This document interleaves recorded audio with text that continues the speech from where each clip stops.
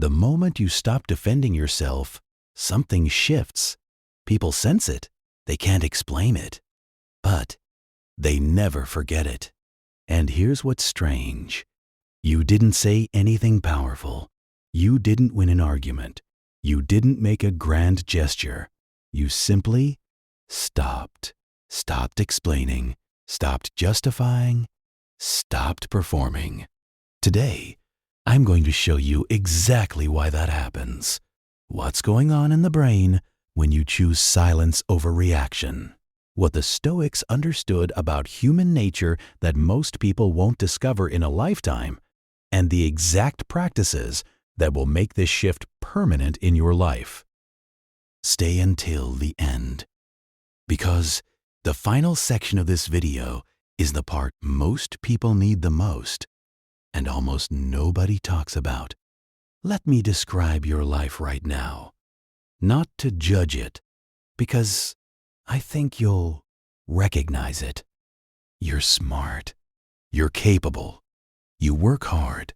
And yet there's this constant low-level drain that you can't quite name.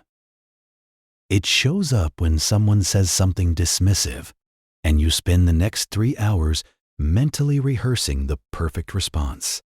It shows up when someone questions a decision you made, and instead of simply standing by it, you launch into this long, detailed explanation, covering every angle, addressing every possible objection, and somehow, by the end of it, you feel worse than when you started.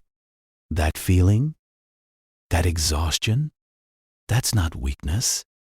That's what happens when you've been living outside yourself for too long. Here's the truth modern society won't tell you. We are living inside the most sophisticated attention harvesting machine ever built. Every platform, every notification, every comment section is engineered deliberately, scientifically, to keep you in a state of low-grade reactivity, anxious enough to keep scrolling, validated enough to keep posting, provoked enough to keep engaging. And when you live in that state long enough, you stop hearing yourself think. Your decisions start being made by the crowd. Your identity starts being shaped by feedback. Your peace becomes something you chase externally rather than something you cultivate within. The Stoics would look at this and say, you have handed your mind to strangers. And the first step to taking it back is understanding exactly what you've been doing and why it hasn't been working. Epictetus was born with nothing. Literally nothing. No freedom, no property, no rights. He was a slave in Rome, owned by a man named Epaphroditus, a man who reportedly twisted Epictetus's leg until it snapped, leaving him permanently disabled. And yet Epictetus became one of the most influential thinkers in human history. Emperors studied his work. Military generals carried his writings into battle. His ideas outlived every person who ever owned him. How does that happen? Because while the world was controlling his body, Epictetus made one radical, irreversible decision. He decided that his mind was his own, not his master's, not the crowd's, his. Let's talk about silence. Not the silence of someone who has nothing to say, the silence of someone who has decided their words are worth something. There is a powerful concept in behavioral psychology called reactive devaluation. Here's what it means in plain language. The moment you visibly react to a provocation, a criticism, an attack, you lower your perceived status, not because you were wrong, not because the other person was right, simply because you needed to respond. Reaction signals investment, and uncontrolled investment signals vulnerability. Here's what I want you to try. For the next 48 hours, before you respond to anything, a text, an email, a comment, a remark in a conversation, introduce a 5-second pause, not to plan a better comeback, just to ask one question. Does this actually require a response from me? You will be astonished by how often the honest answer is no. Now, let's go deeper, because silence is only part of the equation. The other part is this. Why do we explain ourselves so much in the first place? Psychologists have a name for it. It's called status anxiety, the chronic, low-level fear that others see us as less capable, less valuable, less worthy than we need to be. And here's what makes it so insidious. It doesn't feel like fear. It feels like honesty. It feels like being a good communicator. But underneath it, if you're honest with yourself, is this quiet terror? What if they don't understand me? What if they judge me? What if they think less of me? And so, you explain, and explain again, and add another layer of justification, and preemptively defend the decision you haven't even made yet.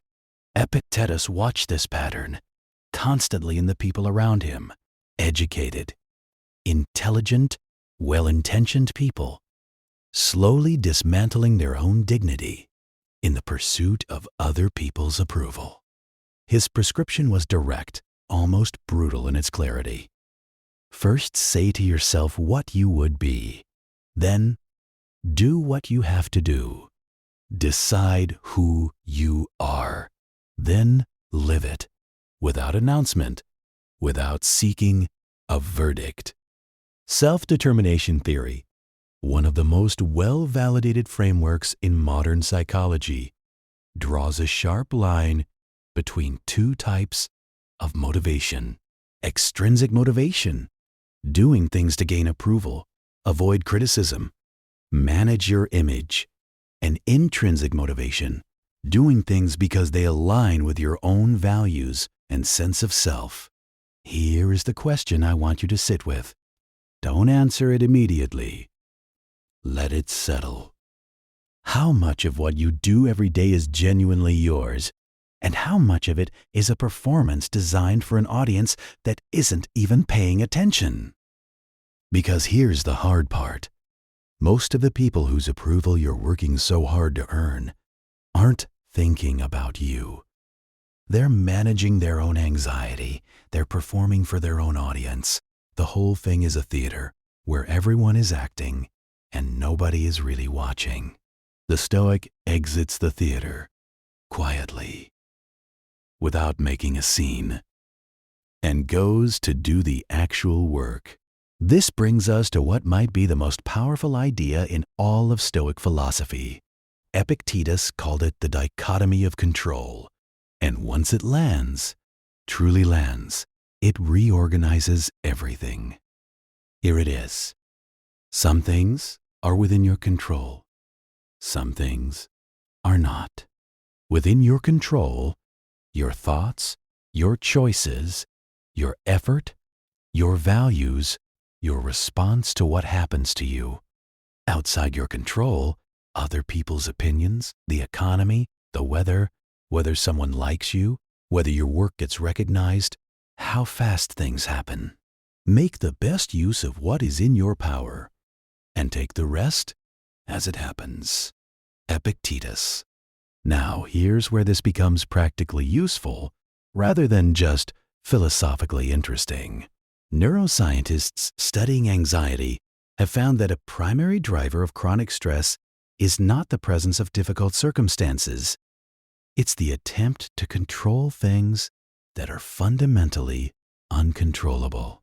The brain perceives this attempt as a threat that never resolves, and unresolved threats keep the nervous system in a permanent state of low-level alarm. The Stoic practice here is radical redirection. Every time you notice your energy moving towards something outside your control, what someone thinks, how a situation might unfold, whether you'll be recognized, you gently, firmly bring it back. Back to your work, back to your character, back to the one thing that is always entirely inescapably yours. How you choose to respond to this moment. This is not resignation. This is not passivity. This is the most aggressive act of self-mastery available to a human being. Choosing, deliberately, where your energy goes. There's an image I want to leave in your mind because I think it captures the entire Stoic project in one picture. Most people are mirrors. They reflect back whatever the world sends them. Someone is cold. They become cold. Someone is enthusiastic. They light up. The Stoic goal is to become a lighthouse. A lighthouse does not react to the storm. It doesn't move when the waves hit. It doesn't adjust its beam based on the weather. It simply shines, steady, reliable, constant. And in doing so, without trying, without performing, it becomes the thing people orient toward in the dark. When you do the inner work, when you build your values, master your reactions, redirect your attention, you become that stable presence, the person in the room who doesn't need anything from the room. Let's make this concrete. 5 practices. Starting today. 1. The morning silence protocol. Before you touch your phone, before you consume anything, spend the first 15 minutes of your day in silence. Write 3 things: who you intend to be today, what is within your control, and 1 action that reflects your values. Marcus Aurelius did this while running an empire. You can do it before breakfast. 2. The 3-question filter. Before speaking in any significant situation, ask, is it true? Is it necessary? Does it serve something real? If the answer isn't yes to all 3, stay silent. Practice this for 1 day and watch what changes. 3. Weekly voluntary discomfort. Once a week, remove 1 comfort deliberately. A fast, a cold shower, a full day without your phone. The Stoics practiced this not as punishment, but as training. When you've chosen discomfort and survived it, comfort stops being a chain. You stop being owned by what you might lose. 4. The evening audit. Before sleep, review 3 things. Where did I react when I should have paused? Where did I look outward for what I should have found within? Where was I genuinely myself today? Not self-criticism, self-knowledge. And self-knowledge is the beginning of everything. 5. The inner retreat. When the world gets loud, before you react, before you speak, before you engage, take 3 slow breaths and return to yourself. This 3-second pause is not weakness. It is the foundation of every good decision you will ever make. 2,000 years ago, a slave with a broken leg changed the course of philosophy with nothing but the power of his own mind. An emperor of Rome wrestled with his own character every single morning in journals he never intended anyone to read.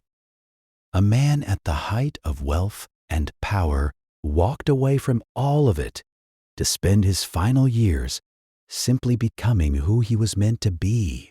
They didn't have the noise we have, but the battle they fought is identical to yours. The battle for your own mind. And the answer they arrived at, independently, across centuries, is the same. Stop performing. Stop reacting. Stop outsourcing your peace to people who were never meant to hold it. Come back to yourself, quietly, firmly, every single day. You don't need to convince anyone of your worth. You need to stop acting like you do. Save this. Come back to it the next time the world makes you feel like you owe someone an explanation. You don't.